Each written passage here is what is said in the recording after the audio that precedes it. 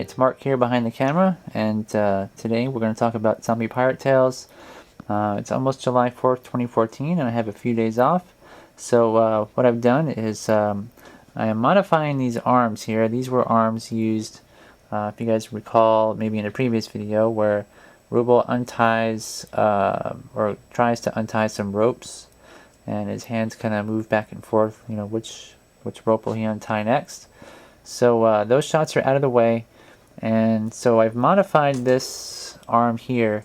I've put two wires in these two fingers, the index and middle finger, so that this will be strong enough to hold the fish beer cup here. He's going to pick this up off a barrel, and these two fingers will slip through this hole, and hopefully it will pick up this cup.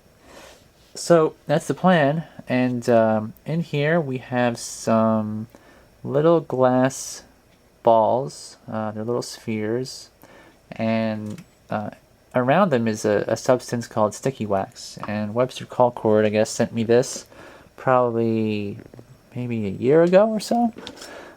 So he sent me a bunch of it, and the way it works is you use a heat gun or a small torch. And so that's what I'm going to use here to essentially heat it up on the low setting. And from there, it's soft enough to where you can take a tool and kind of move these little spheres around. And I don't want to do too much now because it will be inconsistent with the last shot if I start moving this stuff now.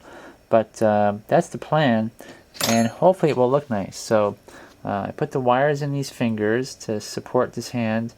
And when his hand goes in there, he's got, you know, obviously just 3 fingers. So the third finger here is going to go to the back of the cup, while these two kind of grab, and his thumb will kind of go like this and pull the cup up. So that's the idea. We're not going to see his body in the shot. It's just going to be a close-up of his hand, something like, you know, if I had it zoomed in, something like this, where you won't see anything beyond his arm. So anyway, it's kind of like a first-person perspective, just like me in this with this camera here. The camera's about eye level, and so that's that. So over here on the set, let me plug in our lights, and I just recently cleaned up in here because a lot of this stuff was pretty messy. But here's where the mug will be, and that's where his hand's going to come in. So I'm probably going to set the camera up, which I have under this plastic, somewhere back where I had it before with the other shots, which is about in here where I zoomed in. But I'll probably have it a little bit closer and at this level, so it looks like, well, maybe to the side. I'll have to play with it and see what makes the most sense from the previous shot, but that's the plan. So let's see how it works out.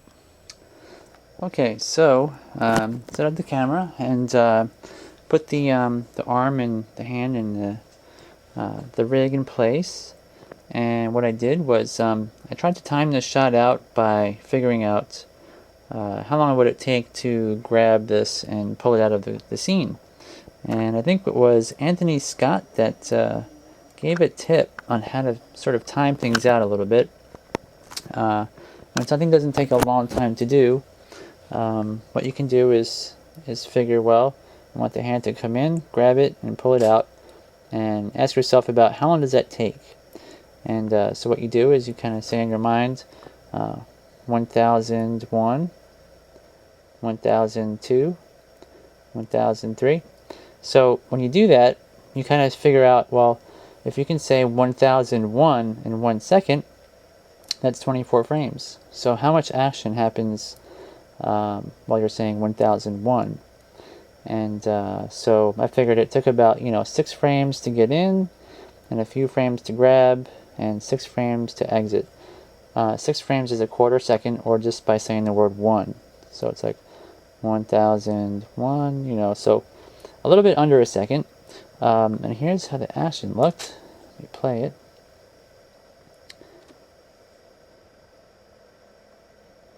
So he just swipes that really quick, in and out, nothing too spectacular here. And what I did was I had to animate the